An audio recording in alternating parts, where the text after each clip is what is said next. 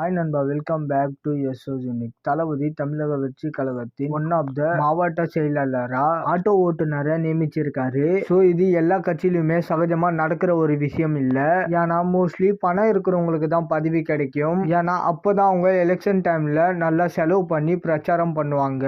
But தளபதி ஒரு auto ஓட்டுநருக்கு மாவட்ட செயலாளர் பதவி கொடுத்தது மிகப்பெரிய ஒரு விஷயம். அதுவும் ரீசெண்டா தமிழக வெற்றி கழகம் கட்சி மேலேயும் இந்த கம்ப்ளைண்ட் ஓடிட்டு இருந்துச்சு.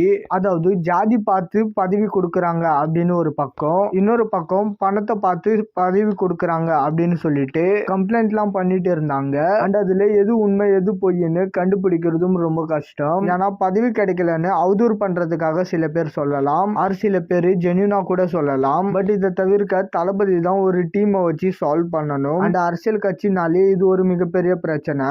அதாவது எல்லாருமே போஸ்டிங் தாங்க அப்படின்னு கேட்பாங்க. பட் இருக்கிற எல்லா நிர்வாகிகளுக்கும் பதவி கொடுக்கிறது சாத்தியம் இல்ல. சோ அதனால நிர்வாகிகளுக்கு இடையிலேயே இதனாலேயே நிறைய இஷ்யூ நடக்கும். சில பேர் கட்சிக்காக உழைச்சவங்க கூட இருப்பாங்க, சில பேர் பதவி ஆசையில கூட கேட்பாங்க.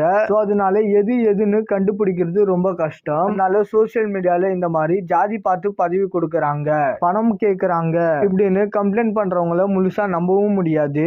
அதே சமயம் அவங்க போய் சொல்றாங்க அப்படின்ற மாதிரி சொல்லவும் முடியாது. பட் ஆனா சில பேர் பதவி கொடுக்கலன்னு தளபதியை பத்தியும் தமிழக வெற்றி கழகம் கட்சியை பத்தியும் கடுமையா விமர்சிச்சு பேசுறாங்க. சோ அந்த மாதிரி இருக்கிறவங்களுக்கு எல்லாம் பதவி கொடுக்காம இருந்ததே நல்லது. அன்லெஸ் பல வருஷமா மக்கள் இயக்கத்துல வேலை செஞ்சவங்களை தவிர்த்து சோ இந்த மாதிரி பல வருஷமா கட்சிக்காக வேலை செஞ்சு பதவி கொடுக்காம இருக்கிறவங்கள மட்டும் செலக்ட் பண்ணி அடுத்தடுத்து வரும்போது உங்களுக்கு பதவி உண்டு அப்படின்ற மாதிரி ஒரு அசூரிட்டி கொடுத்தா அவங்க அமைதியா இருப்பாங்க. மத்தபடி ஜஸ்ட் பதவிக்காக ரீசெண்டா வந்து கட்சியில சேர்ந்துட்டு பதவி வேணும்னு சொல்லிட்டு கொடுக்கலனா உடனே வெளியில போயிட்டு கட்சியை தவறா பேசுறவங்கள கண்டுக்க தேவையில்ல. அண்ட் ரீசெண்டா எனக்கு பதவி தரல அப்படின்னு கம்ப்ளைண்ட் பண்ற மாதிரியான நிறைய நிர்வாகிகளோட வீடியோ சோசியல் மீடியால பார்க்க முடியுது. சோ கட்சி தலைமை அதை கொஞ்சம் அட்ரஸ் பண்ணா நல்லா இருக்கும். அண்ட் ஒரு பக்கம் நெஞ்சில பச்சை குத்துனா டாடி பாலாஜி அவர்களுக்கு பதவி இல்லையா பொறுப்பு இல்லையா அப்படின்ற மாதிரி சில ட்ரோல்ஸ் எல்லாம் போயிட்டு இருக்கு. பச்சை குத்துறதுக்கு எல்லாம் பதவி கொடுத்தா அப்புறம் எல்லாருமே பச்சை குத்த ஆரம்பிச்சிருவாங்க.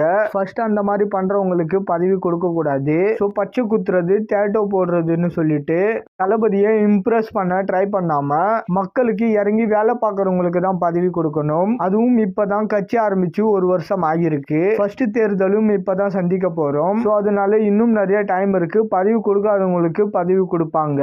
உடனே பதவி வேணும்னா ஒன்னும் பண்ண முடியாது. சோ அதை புரிஞ்சுக்கிட்டு எல்லாரும் கொஞ்சம் பொறுமையா இருந்தா நல்லா இருக்கும். ஓகே நண்பா, இதை பத்தின உங்களோட கருத்தை கமெண்ட்ல சொல்லுங்க. அண்ட் இந்த மாதிரி தளபதி பத்தின அப்டேட் தெரிஞ்சுக்க மறக்காம எஸ்எஸ் யூனிக் சேனலை சப்ஸ்கிரைப் பண்ணி சப்போர்ட் பண்ணுங்க. இதோட வீடியோ முடிச்சுக்கிறேன். ஓகே, பாய்.